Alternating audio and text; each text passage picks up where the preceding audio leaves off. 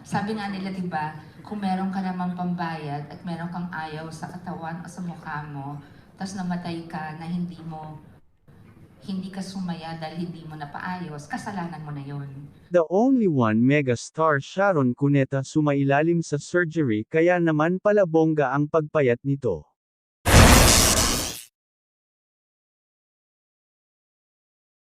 Ibinahagi ni megastar Sharon Cuneta ang kanyang journey sa pagpapayat. Inamin ni Sharon Cuneta na may pinatanggal siya sa kanyang katawan matapos ito pumayat ng bonggang-bongga. Ito ay ang kanyang pagpa-surgery pagkatapos pumayat. Inamin ng megastar na pinatanggal niya ang kanyang ekstrang balat sa braso. Dagdag pa ni Ate Shawi na galing daw siya sa mataba at malaki ang kanyang ipinayat kaya kailangan tanggalin ang balat sa kanyang braso na nagsilabasan noong nang simula na siyang magbawas ng timbang. At ayon pa sa megastar na gusto daw niya ibalik ang dati niyang timbang noong gawin niya ang pelikula kasama si Senador Robin Padilla na maging sino ka man. Say pa ni Ate Shawi na hindi niya ikinahiya ang pagpatanggal ng kanyang extra skin lalo na at para ito sa kanyang sarili at sa mga loyal Sharonians. Ang sabi pa ng megastar na wala siyang dapat itago, kasi nga ay nagkaroon din siya ng reduction sa kanyang breast at halos lahat ng tinanggal sa kanya ay mga extra skin lamang.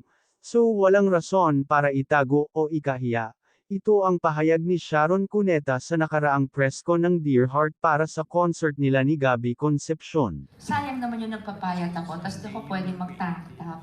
Diba? So, para sa fans, para maganda yung dating. Para bumagay. Kasi hindi proportionate eh. So, sayang yung effort. So, pinagawa ko na. Ayan siya, mahaba.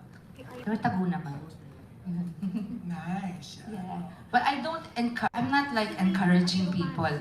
I'm just saying it's totally okay. Sabi nga nila, di ba, kung meron ka namang pambayad at meron kang ayaw sa katawan o sa mukha mo, tapos namatay ka na hindi ka sumaya dahil hindi mo napaayos, kasalanan mo na yon. So, yun lang naman. Diyan malaki pa siya eh. Tinatago lang namin. Hinihila sa likod na hindi na kailangan. Puro balat yung tinatanggal sa akin. Wala nang laman. Hindi na pwede ilipo, wala nang tabae. Ipinaliwanag naman ni Sharon kung bakit kailangan niyang ipatanggal ang kanyang mga extra skins. Because I lost so much weight, over 100 pounds, naturally mas sagang ang skin ko, kaya I had arm surgery, nagpatanggal ako ng balat. Noon pa man ay gusto na talaga ni megastar na pumayat, at sinubukan na mag-diet ngunit hindi niya daw ito ma-achieve dahil nagugutom siya, at walang disiplina sa sarili. Dagdag pa ng actress na hindi naman daw overnight na nakuha agad ang magpapayat, kundi 7 taon niya itong pinaghirapan, kaya naman todo iwas siya sa mga pagkain at disiplina sa sarili. At ayon pa sa actress ay hindi pa daw niya nakuha ang target na timbang kaya naman tuloy pa rin ang kanyang weight loss journey.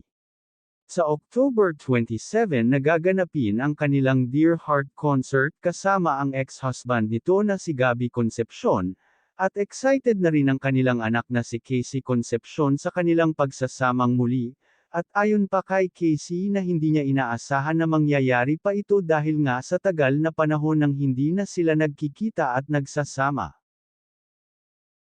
Kung nagustuhan mo ang video na ito, huwag kalimutan na mag-like at subscribe, e-press mo na rin ang bell button para updated ka sa aking susunod na mga video.